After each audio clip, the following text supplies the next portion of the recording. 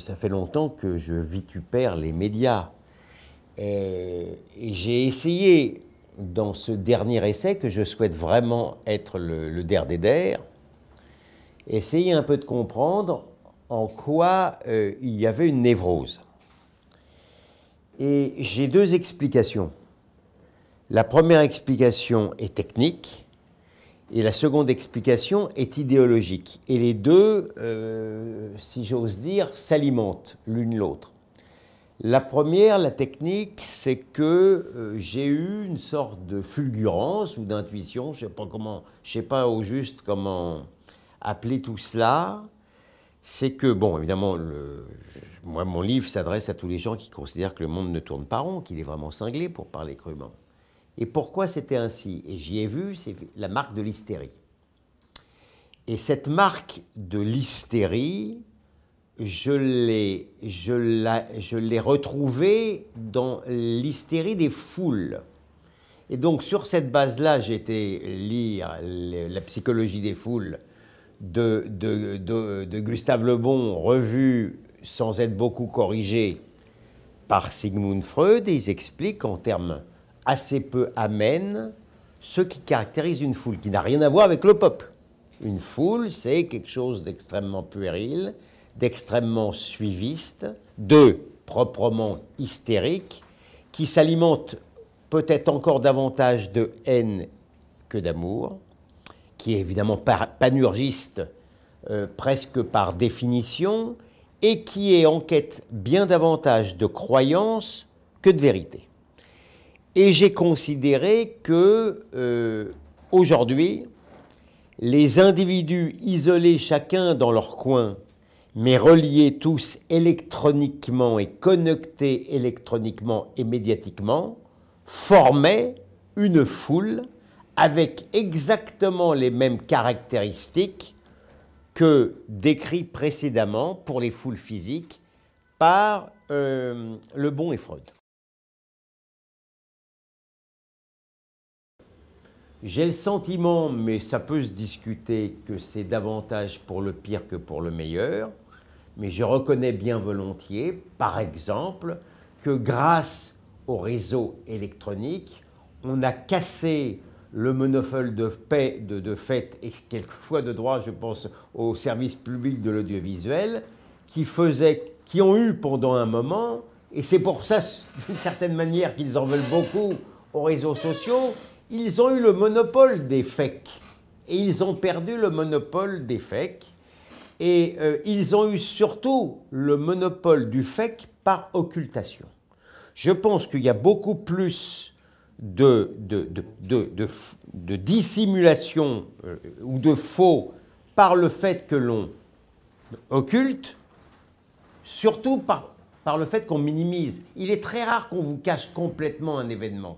Mais si on le met dans la presse papier en quatrième page dans un articulé, c'est une occultation de fait. Et inversement, on surexpose, on focalise sur ce qui arrange. Donc de ce point de vue-là, grâce soit rendue, et je le dis vraiment sans aucune précaution oratoire, aux réseaux sociaux. Et pour le pire, c'est parce que effectivement, il y a quantitativement l'hystérie des foules médiatiques qui existait évidemment déjà, l'hystérie médiatique par la télévision, telle que j'en parle dans mon bouquin, ou même quelquefois par les journaux, a été exponentiellement, je ne sais pas, je n'ai plus de chiffres, j'allais dire centuplé, mais on n'est pas centuplé. Il n'y a plus de chiffres à ma disposition pour dire à quel point l'hystérie n'est plus électrique, elle est électronique. Et de ce point de vue-là, on est au cœur même du phénomène hystérique. Mais pour reprendre, peut-être si c'est possible, le fil de la première question qui est posée, pour expliquer justement cette névrose, il n'y a pas que l'hystérie par la forme, il y a une névrose qui est, si j'ose dire, beaucoup plus profonde, qui est proche davantage, si on est toujours dans le vocabulaire psychologique ou psychanalytique pour faire référence à Freud, à la honte, à un complexe qui serait proche du masochisme et quelquefois de la paranoïa, c'est la grande honte occidentale. Et mes propres travaux, qui sont bien avant Névrose médiatique, me laissent à penser et affirmer que, contrairement à ce qu'on pense, cette grande honte blanche ne vient pas tant de la honte de l'esclavagisme, et d'ailleurs si ça n'était que ça, les Arabes devraient davantage encore avoir honte que les Occidentaux, puisque la traite négrière arabique est bien plus ancienne et bien plus importante que la traite atlantique, que le colonialisme, mais à mon avis, le colonialisme et la honte du colonialisme vient et a été revisité par la honte de la Shoah. C'est-à-dire que moi, j'affirme qu'il existe dans le fin fond de l'inconscient occidental une honte silencieuse et impensée de partager, d'avoir en commun avec Adolf Hitler le fait d'avoir la même couleur de peau. Or, je pense, j'ai expliqué, je crois, tout au long, encore une fois, de mes écrits, que dans le monde post-chrétien, en quête de Dieu, mais aussi en quête de diable, il n'y a pas de doute que Hitler incarnait un antéchrist assez convaincant. Et s'est construit tout au long des années 70, parce que le choc de la Shoah est un choc assez tardif, s'est construit tout autour des années 70 un panthéon noir d'antéchrist décliné, Adolf Hitler encore une fois de manière tout à fait convaincante, et ensuite des sous-Hitler déclinés tous blancs. Tous blancs, on a eu Pétain qui était quand même dans la roue de Hitler assez convaincant, mais ensuite vous avez eu Le Pen, vous avez eu tous les grands, certains présidents américains, et puis ensuite vous avez eu Netanyahou, vous avez Orban, la liste est ouverte des sous-Hitler blancs. Et vous avez aussi un panthéon, si j'ose dire, rose des victimes, et toutes les victimes, on peut dire, ont aussi en commun d'être des non-blancs. Avec une particularité pour les Juifs. Le Juif en pyjama rayé n'est pas vécu comme un blanc. Et d'ailleurs, dans la description du Juif par les nazis et par les antisémites de la grande époque, le Juif était si j'ose dire, maquillé ou déguisé en métèque, voire en nègre. Céline décrivait le Juif comme un nègre, avec des traits négroïdes. C'est, si j'ose dire, et c'est le drame moderne juif, à l'époque où le blanc a mauvaise presse, d'avoir été blanchi sous le harnais israélien. C'est Israël qui fait que le juif devient un blanc au carré. Et c'est, d'une certaine manière, j'explique que c'est la dernière ruse d'Adolf Hitler, d'avoir fait que aujourd'hui le juif est détesté ès-qualité de super blanc. Mais donc pour revenir à la description, du panthéon rose des non-blancs, ensuite vous avez le Palestinien qui a remplacé le Juif en pyjama rayé sur sa croix dès l'instant où le Juif a été déchu d'être une victime, dès l'instant où il est devenu blanc et qu'il a remporté des victoires militaires modernes. Et puis ensuite, vous avez l'immigré, vous avez toute une déclinaison de victimes non blanches, et ensuite on passe à d'autres victimes qui ne sont plus des victimes chromatiques, mais des victimes quand même d'une certaine manière du mâle hétérosexuel blanc. Ça reste quand même des victimes du mâle hétérosexuel blanc qui sont l'homosexuel et la femme. Et vous vous rendez compte à quel point quelqu'un d'intelligent, de cultivé, qui je pense n'est pas du tout dans la mouvance que je vitupère, porte quand même en lui-même une parcelle de honte totalement injustifiée. Vous n'êtes à supposer même que je m'adresse au fils ou plutôt au petit-fils d'un collaborateur patenté, je ne vois pas pourquoi vous devriez nourrir la moindre honte par rapport à votre collaborateur de grand-père. C'est la névrose.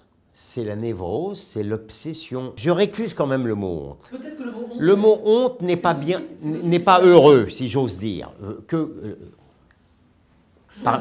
Parler de souffrance. Moi, vous savez, le mot souffrance me va bien parce que moi, en dehors, et vous savez bien qu'en dehors même de ce que je décris et de ce que je condamne, je suis un juif parfaitement assumé. La Shoah reste pour moi une souffrance indicible. Une partie de ma famille est morte dans les chambres à gaz. Certes, j'ai toujours été, même avant d'être dans mon système d'explication, j'ai toujours été gêné par un pathos autour de la Shoah. Mais il se trouve que je n'aime pas le pathos en général. J'ai toujours été pour un deuil un peu pudique, mais il se trouve que je n'aime pas l'impudeur. Mais ceci fermement posé, ne m'expliquez. Je considère par exemple que la création de l'État d'Israël, c'est une manière un peu de formidable consolation pour celui qui vous parle. Moi, il y a une image que je déteste, c'est un soldat allemand qui, avec la pointe de sa badine, lève le menton d'une vieille juive en fichu. Je le vis encore comme une manière d'humiliation. Et d'une certaine manière, la réponse à Goebbels qui disait « Vous avez déjà vu, vous, un soldat juif ?» La réponse merveilleuse de Tzahal me convient bien volontiers. Et d'ailleurs, raison pourquoi je n'ironise pas dans l'humiliation des Arabes de Palestine de voir le juif avec cette satisfaction virile. D'ailleurs, je ne vois pas pourquoi les juifs de maintenant pourraient s'enorgueillir des victoires de Tzahal. Mais ça, c'est encore autre chose. Mais vous comprenez, je comprends parfaitement votre cheminement. Ce que je réprouve, moi, c'est que c'est malgré tout cette honte qui serait héréditaire, cette obsession malgré tout de la Shoah, cette sauce Shoah mise dans tous les plats futurs, ces excès, c'est ça la névrose, mais que effectivement, d'ailleurs moi je me souviens très bien, l'une de mes engueulades avec ma chère Oriana Fallaci, c'est quand je lui ai dit, mais vous savez Oriana, quand je l'ai défendue, elle m'en voulait, Oriana, parce que j'avais dit que je ne pensais pas qu'elle avait raison de penser que la civilisation occidentale était supérieure à la civilisation orientale. Puis je le pense encore maintenant. Je lui dis, mais vous savez, je continue de penser que c'est quand même la civilisation occidentale. C'est bien en Occident que s'est créée la Shoah. Donc je peux pas l'oublier. Donc moi-même, je n'oublie pas cela. Mais c'est l'excès, c'est l'hystérie, c'est la folie. On peut effectivement, on a le droit d'analyser les causes de la Shoah. Il n'est certainement pas interdit de penser que c'est effectivement chez les amateurs de Mozart et de Wagner que l'on a fait ça. Ça quand même, on a le droit de le dire. Donc je ne récuse pas du tout ce que vous dites. Mais la névrose, c'est la névrose. La névrose, elle peut naître à partir d'un fait avéré. La névrose, elle n'est pas censée surgir ex nihilo d'un mensonge. La Shoah, ce n'est pas un mensonge. Donc vous voyez ce que je veux dire. Mais en tous les cas, je suis bien persuadé que c'est à partir de ce fait générateur que l'être blanc, n'oubliez pas d'autre chose, je ne veux pas caricaturer ma propre pensée, on est passé d'un excès à l'autre. L'être occidental, avant la Shoah, se magnifiait, se dépeignait avec un excès au contraire de supériorité à l'égard de l'être oriental que je réprouve moi-même. Moi qui ne nourris pas une honte de la colonisation, je voudrais quand même tempérer les gens qui considèrent que la colonisation, ça n'est que du bien. Je sais très bien comment aussi, avec quelle hauteur, on traitait les colonisés, y compris mes amis, les Français d'Algérie, que j'aime. Vous comprenez ce que je veux dire? Tout est affaire, tout est de ne pas tomber dans l'excès. Il se trouve qu'on est tombé dans l'excès de confiance de l'occidental est tombé dans un excès de honte. C'est ça que je réprouve. Justement, alors, pourquoi est-ce que je suis tant attaché dans le sort des petits blancs ou des chrétiens? C'est que je suis vécu moi-même comme un super blanc et un super chrétien, mais les juifs ne sont que les plus détestés parmi les détestés. Les petits blancs se font, je crois au racisme anti-blanc, les petits blancs se font frapper aussi dans certaines banlieues. Donc en réalité, ce qui arrive à Ilan Halimi au carré, c'est le sort de petits blancs de tous les jours lorsqu'il leur arrive d'être rançonnés. On pense effectivement il y a eu la prime à l'antisémitisme parce qu'on considère que Ilan Halimi est effectivement a plus de thunes que Jean-François Duménil qu'on trouve dans une banlieue. Donc ça vaut le coup davantage de kidnapper Ilan Halimi, de rançonner ses parents et les juifs qui se solidarisent les uns avec les autres, que de perdre son temps avec Jean-Louis Dominel. Et si en plus on peut le frapper si vous voulez. L'être humain, c'est presque humain ce que je vous dis là. L'être humain a besoin de se donner bonne conscience lorsqu'il commet le mal. Là, d'une certaine manière, il revanche tous les Palestiniens. Il y a ça aussi. Il y a ça aussi dans la dimension de l'antisémitisme aujourd'hui des banlieues. C'est très prosaïque, mais en même temps, il y a une part d'idéologie. C'est humain.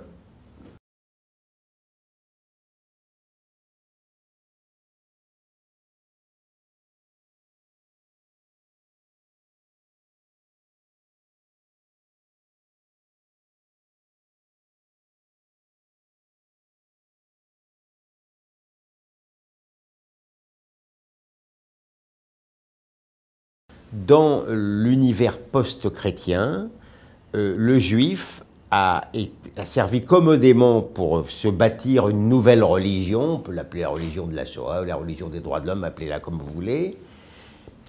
Le juif a assez bien, de la même manière que Hitler incarnait de manière assez convaincante l'antéchrist, le juif incarnait de manière, le juif déporté, le juif en pyjama rayé, incarnait de manière extrêmement convaincante le nouveau Christ. C'est pareil. Il ne se défend pas. Il est maigre, il est décharné, il ne sourit pas. Donc il est dans l'univers post-chrétien qui est encore... C'est le christianisme sans Dieu. Hein. Il ressemble trait pour trait à Jésus le Juif. Et ça a permis d'ailleurs, dans un premier temps, ça a été formidable pour les Juifs eux-mêmes. Ils se sont réconciliés avec le monde post-chrétien et même avec une partie de la chrétienté encore existante. C'était pas le Juif d'Ézide, c'était pas le Juif mercanti, c'était le Juif Jésus lui-même. Donc c'était extraordinaire. Sauf que, encore une fois, patatras, dans les sables du Sinaï, voilà un juif, non seulement il se défend, mais en plus il tue. Il a une victoire insolente sur, justement, celui qui deviendra, j'extrapole un peu, le nouveau juif du coup. C'est un dépit amoureux terrible pour le monde chrétien et post-chrétien. Celui qui adore le juif en pyjama rayé, l'aborde en uniforme kaki. Donc, de ce point de vue-là, dans le système, si vous voulez, qui a fonctionné jusque maintenant, Vous ne pouvez être aimé que si vous êtes victime, que si vous ne vous défendez pas. Encore une fois, à condition de satisfaire aux critères tels que je vous l'ai expliqué. Si vous n'êtes pas blanc, si vous n'êtes pas vécu comme dans le camp de l'Antéchrist, vous allez pouvoir prendre les armes, puisque votre combat est béni. Mais si vous êtes vécu comme effectivement faisant partie du camp des descendants de l'Antéchrist, vous ne pouvez pas valablement utiliser la force, raison pourquoi j'explique la détestation de l'État-nation occidental. L'État-nation occidental, et seulement occidental, l'État-nation occidental ne peut pas utiliser la force armée sans ressembler à la Wehrmacht, ne peut pas utiliser la force policière sans ressembler à la Gestapo, ne peut pas protéger ses frontières sans refuser les Juifs qui fuient une manière de Shoah. Tout est comparé, au moins inconsciemment, mais très souvent consciemment. Le phénomène des migrants, vous voyez bien comment on le compare aux Juifs qui fuient l'Allemagne nazie ou les déportations. C'est un système dont on est en train extrêmement péniblement de sortir. Dans mes moments d'optimisme, je pense qu'on est en train de sortir de ce système post-shoatique et que ceux qui y sont comprennent à quel point maintenant c'est quelque chose de ridicule. Il est certain que Trump est dépeint d'une certaine manière comme un quasi-nazi ou comme un antéchrist, et il ne vous a pas échappé, j'en ai fait 2 articles dans le Figaro, il ne vous a pas échappé qu'au moment de Pittsburgh, lorsqu'un suprémaciste blanc va justement foutre une bombe, enfin je ne sais plus, va faire un carnage dans une synagogue, immédiatement on dépeint Trump comme un antisémite alors qu'il a un gendre juif, il est extrêmement pro-israélien, il a jamais... Le monde a essayé de lui faire porter un tout petit peu la veste, si j'ose dire, de Christchurch. Donc c'est quelque chose, parce que, encore une fois, ce sont des super blancs. Donc de ce point de vue-là, c'est névrotique.